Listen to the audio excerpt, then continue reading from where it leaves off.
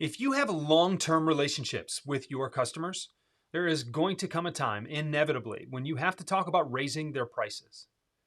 And this is not a conversation that either party is looking forward to. And most salespeople are terrified to have these conversations because they play into the fears and insecurities that most people have about being in sales, about being perceived as greedy, as self-interested, and about a client who is going to threaten to go elsewhere because they don't want to see you raise the fees that you've been charging them this whole time. They don't understand, can't possibly fathom that they would need to pay more for something they're already getting. And those fears are large, but most salespeople don't see what's on the other side of those fears. And that is the opportunity. The opportunity to have a really good conversation with your clients, with your customers, some of your best and tightest relationships in business about renewed priorities, about are we on the right track? Do we need to address or adjust anything? Do we need to revisit this and make sure that we are still in each other's best interest as it relates to solving these problems?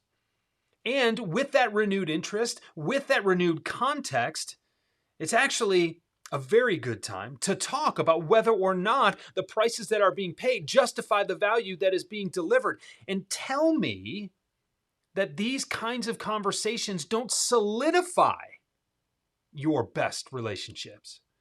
That's what people miss, is that talking about price increases is actually one of your best opportunities to extend the length of time of your relationship, not shorten it, if you're prepared to handle it the right way. Now that's a big if. And nobody ever trained me how to do this. I had to figure it out on my own. And that's one of the reasons that I'm really happy that Jeb Blunt wrote this book, Selling the Price Increase. I've never before seen a framework, certainly one this thick, that goes into all of the details about how to manage these conversations effectively, safely, and in a way that is going to strengthen your bond, not tear it in half. This book, Jeb's always had the goods, but this book lays out all the details on a subject matter that is sorely undertrained, sorely underdiscussed, because it takes someone like Jeb not to be afraid to discuss it.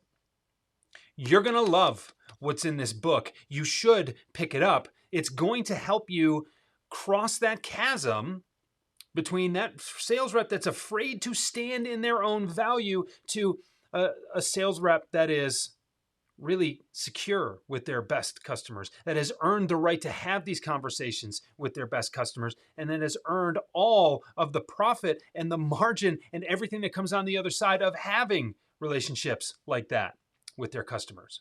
Pick it up today. You can thank me later.